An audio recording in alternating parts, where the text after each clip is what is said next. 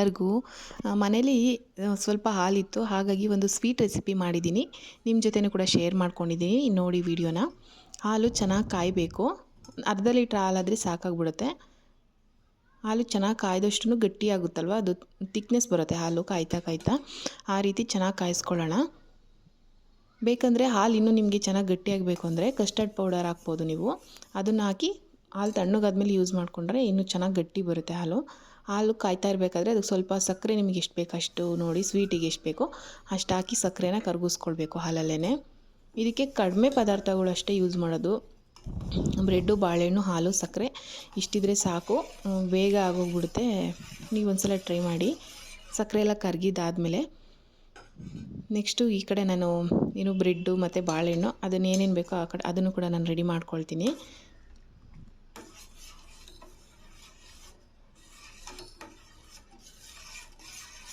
ಹಾಲೇನಾದರೂ ಇದ್ದರೆ ಅದು ವೇಸ್ಟ್ ಮತ್ತು ಎಲ್ಲದಕ್ಕೂ ಯೂಸ್ ಮಾಡಿರ್ತೀವಿ, ಮತ್ತು ನೆಕ್ಸ್ಟ್ ಹಂಗೆ ಉಳಿಸೋದು, ಇನ್ನೇನಾದ್ರು ವೇಸ್ಟ್ ಆಗಬಾರ್ದು ಅಂತ ಹೇಳ್ಬಿಟ್ಟು ಈ ಥರ ಏನಾದರೂ ಸ್ವೀಟ್ ಮಾಡ್ಕೊಳ್ಳೋದು. ಯಾಕಂದರೆ ನಾವು ಡೈಲಿ ಏನು ಮಾಡಲ್ಲ, ಯಾವಾಗಾದರೂ ಒನ್ ಟೈಮ್ ಈ ಥರ ಮಾಡಿದ್ರೆ ಓಕೆ.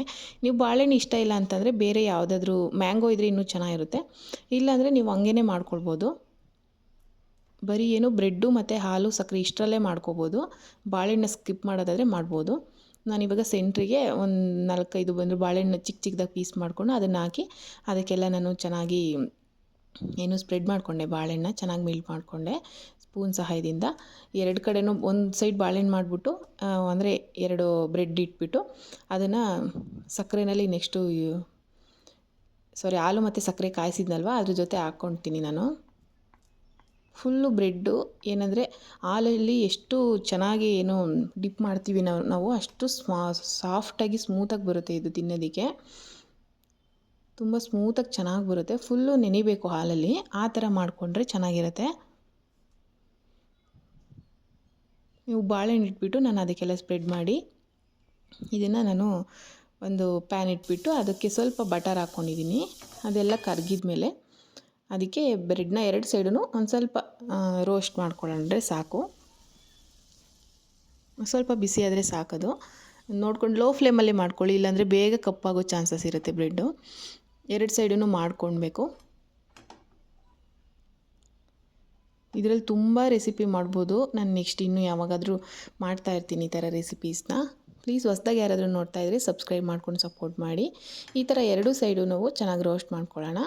ತುಂಬ ಲೋ ಫ್ಲೇಮ್ ಇಟ್ಕೊಂಡು ಮಾಡಿ. ಹೈ ಫ್ಲೇಮ್ ಇಟ್ಟರೆ ಬೇಗ ಆವಾಗಲೇ ಹೇಳಿದ್ನಲ್ಲ ಕಪ್ಪಾಗಿಬಿಡುತ್ತೆ ಅದು.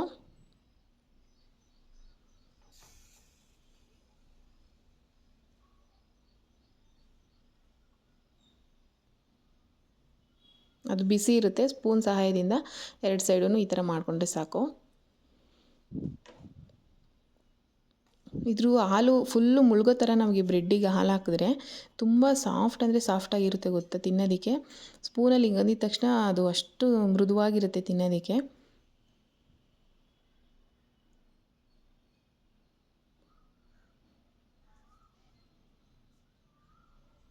ಇವಾಗ 2 ಸೈಡು ಆಗಿದೆ. ಅದಕ್ಕೆ ನಾವು ಏನು ಮಾಡಬೇಕು ಅಂದರೆ ಸ್ವಲ್ಪ ಬಿಸಿ ಇದ್ದಂಗ್ಲೇ ಇದ್ರ ಮೇಲ್ಗಡೆನೇ ಹಾಲು ಹಾಕ್ಕೊಳ್ತೀನಿ ನಾನು. ಅದು ಏನಾಗುತ್ತೆ ಆವಾಗ ಬ್ರೆಡ್ಡೆಲ್ಲ ಹಾಲನ್ನ ಹೀರ್ಕೊಳ್ಳುತ್ತೆ, ಸಾಫ್ಟ್ ಆಗುತ್ತೆ. ಆವಾಗ ಈ ಥರ ಮುಳುಗಿಸ್ಕೊಂಡ್ರೆ ಚೆನ್ನಾಗಿ ಬ್ರೆಡ್ಡೆಲ್ಲ ಹಾಲು ಹೀರ್ಕೊಳ್ಳುತ್ತೆ. ಫುಲ್ಲು ಹಾಲು ಎಷ್ಟು ಹಾಕ್ತೀವಿ ನೋಡಿ ಅಷ್ಟು ಸಾಫ್ಟಾಗಿ ಬರುತ್ತೆ ಇದು. ನೀವು ಇದ್ರ ಮೇಲ್ಗಡೆ ಇನ್ನೊಂದು ಲೇಯರು ಏನು ಗೊತ್ತಾ, ಚೀಸೂ ಹಾಕ್ಬೋದು. ಚೀಸು ಅಥವಾ ನಾವು ಚಾಕ್ಲೇಟಲ್ಲೂ ಕೂಡ ಮಾಡ್ಕೊಳ್ಬೋದು. ಇಲ್ಲ ನಮ್ಗೆ ಸ್ವೀಟ್ ಬೇಡ ಅಂತಂದರೆ ನಮಗೇನಾದ್ರೂ ನಾವು ಸ್ಪೈಸಿಯಾಗಿ ಕೂಡ ಮಾಡ್ಕೊಳ್ಬೋದು. ಬ್ರೆಡ್ಡಲ್ಲಿ ಚಿಕನ್ ಅಥವಾ ಪನ್ನೀರ್ ಏನಾದರೂ ವೆಜಿಟೇಬಲ್ಸು ಈ ಥರ ಇಟ್ಬಿಟ್ಟು ನಾವು ಎಷ್ಟೊಂದು ಸ್ಯಾಂಡ್ವಿಚ್ ಎಲ್ಲ ಮಾಡ್ಕೊಳ್ಬೋದು. ತುಂಬ ಡಿಫ್ರೆಂಟಾಗೆಲ್ಲ ಸ್ಯಾಂಡ್ವಿಚ್ ಕೂಡ ನಾವು ಟ್ರೈ ಮಾಡ್ಬೋದು. ಇದರಲ್ಲಿ ಬೇಗ ತೆಗೆದ್ಬಿಡ್ಬೇಕು, ಯಾಕಂದರೆ ಹಾಲೆಲ್ಲ ಬೇಗ ಹಿಂಗೋಗ್ಬಿಡುತ್ತೆ. ನೆಕ್ಸ್ಟು ನಿಮ್ಮ ಹತ್ರ ಯಾವುದೇ ಟ್ರೈ ಇರುತ್ತೆ, ಈ ಥರ ಸ್ಕ್ವಯರ್ ಟೈಪಲ್ಲಿ ಒಂದು ಟ್ರೈ ಇದ್ದರೆ ಅದಕ್ಕೆ ಹಾಕ್ಕೊಳ್ಳಿ. ಕೆಳಗಡೆ ಚಿಕ್ಕದಾಗಿ ಕಟ್ ಮಾಡಿಕೊಂಡು ಒಂದು ಸ್ವಲ್ಪ ಬಾಳೆಹಣ್ಣು ಹಾಕ್ಕೊಳ್ಳಿ. ಬಾಳೆಹಣ್ಣು ಬೇಡ ಅಂದರೆ ಹೋಗಿ ನೀವು ಸ್ಕಿಪ್ ಮಾಡ್ಬೋದು. ಮೇಲ್ಗಡೆ ಆ ಬ್ರೆಡ್ ಪೀಸ್ 2 ಮಾಡಿದ್ನಲ್ವ ಅದನ್ನು ಇಟ್ಕೊಂಡು ಅದ್ರ ಮೇಲ್ಗಡೆ ಫುಲ್ಲು ಹಾಲು ಆವಾಗಲೇ ನಾವು ಕಾಯಿಸಿದ್ವಿ ನೋಡಿ ಅದನ್ನ ಫುಲ್ಲು ಹಾಕ್ಕೋಬೇಕಾಗುತ್ತೆ. ಬ್ರೆಡ್ಡು ನೆನೆಯೋವಷ್ಟು ಫುಲ್ಲು ಹಾಕ್ಕೊಳ್ಳಿ, ಆವಾಗಲೇ ಅದು ಸಾಫ್ಟಾಗಿ ಬರೋದು ಚೆನ್ನಾಗಿ. ಹಾಲನ್ನ ಮತ್ತೆ ನಾನು ಮೇಲ್ಗಡೆ ಈ ಥರ ಹಾಕ್ಕೊಳ್ತಾ ಇದ್ದೀನಿ. ನಿಮಗೆ ಬೇಡ ಅಂದರೆ ಆ ಕಡೆ ಬ್ರೆಡ್ಡಲ್ಲಿ ಸೈಡಲ್ಲಿ ಎಡ್ಜಸ್ ಇರುತ್ತಲ್ವ ಬ್ರೌನ್ ಕಲರು, ಅದನ್ನ ಸ್ಕ್ವೇರ್ ಟೈಪಲ್ಲಿ ಕಟ್ ಮಾಡಿ ಸೆಂಟ್ರಲ್ ವೈಟ್ ಏನಿರುತ್ತೆ ಅದನ್ನ ಮಾತ್ರ ನೀವು ಇಟ್ಕೊಳ್ಳಿ, ಇನ್ನೂ ಸಾಫ್ಟ್ ಅನಿಸುತ್ತೆ ಅದು.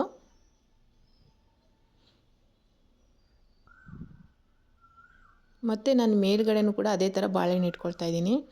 ಈ ಥರ ಇಟ್ಕೊಂಡು ನಾವು ಹಾಲಲ್ಲೆಲ್ಲ ಫುಲ್ಲು ಡಿಪ್ ಮಾಡಿ ಅದನ್ನ ಇಟ್ಟು ಫ್ರಿಡ್ಜಲ್ಲಿ ಇಟ್ಬಿಟ್ಟು ತಿನ್ನೋದ್ರಿಂದ ಗಟ್ಟಿಯಾಗಿರುತ್ತೆ. ಅಂದರೆ ಬಾಳೆಹಣ್ಣೆಲ್ಲ ಬ್ರೆಡ್ಡಿಗೆ ಸಾಫ್ಟಾಗಿ ಮೆತ್ಕೊಂಡಿರುತ್ತೆ, ತಿನ್ನೋದಕ್ಕೆ ಒಂಥರ ಸಖತ್ತಾಗಿ ಅನಿಸುತ್ತೆ ಸಾಫ್ಟಾಗಿ ಇಟ್ಕೊಂಡಿರುತ್ತೆ ಬಾಳೆಹಣ್ಣೆಲ್ಲ ಬ್ರೆಡ್ಡಿಗೆ. ಯಾಕಂದರೆ ಫ್ರಿಡ್ಜಲ್ಲಿ ಇಟ್ಮೇಲೆ ನೋಡಿ ನೀವು ತುಂಬ ಚೆನ್ನಾಗಿ ಬರಬೇಕು ಅಂದರೆ ನೀವು ಒಂದು 5ರಿಂದ 6 ಅವರ್ ಇಟ್ಟರೆ ಇನ್ನೂ ಚೆನ್ನಾಗಿ ಬರುತ್ತೆ. ನಾನು ಒಂದು 4 ಅವರ್ ಅಷ್ಟು ನಾನು ಫ್ರಿಡ್ಜಲ್ಲಿ ಇಟ್ಬಿಟ್ಟು ತೆಗೆದು ತೋರಿಸ್ತೀನಿ ಯಾವ ರೀತಿ ಬಂದಿತ್ತು ಅಂತ.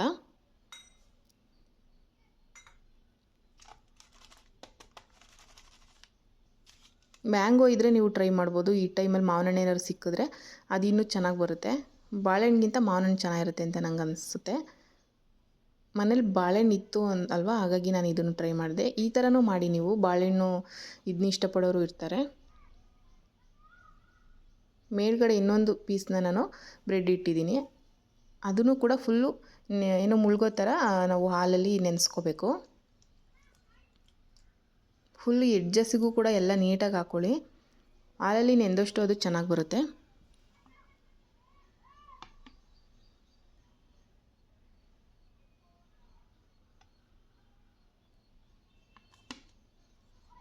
ಚೆನ್ನಾಗಿ ಅನಿಸುತ್ತೆ ತಿನ್ನೋದಕ್ಕೆ. ಒಂದು ಸಲ ನೀವು ಟ್ರೈ ಮಾಡಿ. ಇವಾಗ ಇದನ್ನ ಫ್ರಿಡ್ಜಲ್ಲಿ ಇಡೋಣ ಬನ್ನಿ.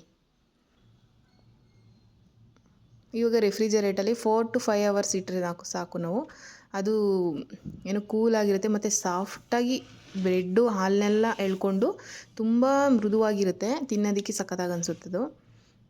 ನಾನೊಂದು 4ರಿಂದ 5 ಅವರ್ ಇಡ್ತೀನಿ, ಆಮೇಲೆ ಹೇಗೆ ಬಂದಿತ್ತು ಅಂತ ತೋರಿಸ್ತೀನಿ ನೋಡಿ. ಮೇಲ್ಗಡೆ ಒಂದು ಕ್ಲೋಸ್ ಮಾಡಿಬಿಡಿ. ಇವಾಗ 4 ಅವರ್ ಆಗಿದೆ ಅನಿಸುತ್ತೆ. ಇವಾಗ ಓಪನ್ ಮಾಡಿ ನಾನು ನೋಡ್ತಾ ಇದ್ದೀನಿ ಹೆಂಗೆ ಬಂದಿದೆ ಅಂತ ನೋಡಿ. ಬಾಳೆಹಣ್ಣೆಲ್ಲ ಅದಕ್ಕೆ ಇಟ್ಕೊಂಡಿರುತ್ತೆ ಏನು ಬ್ರೆಡ್ಡಿಗೆ, ತಿನ್ನಬೇಕಾದ್ರೆ ಅದು ಫ್ಲೇವರ್ ಕೂಡ ಬರುತ್ತೆ. ಮತ್ತು ಸ್ವೀಟಾಗಿ ಹಾಲ್ದು ಕೂಡ ಫ್ಲೇವರ್ ಇರುತ್ತಲ್ವ, ತುಂಬ ಚೆನ್ನಾಗಿರುತ್ತೆ.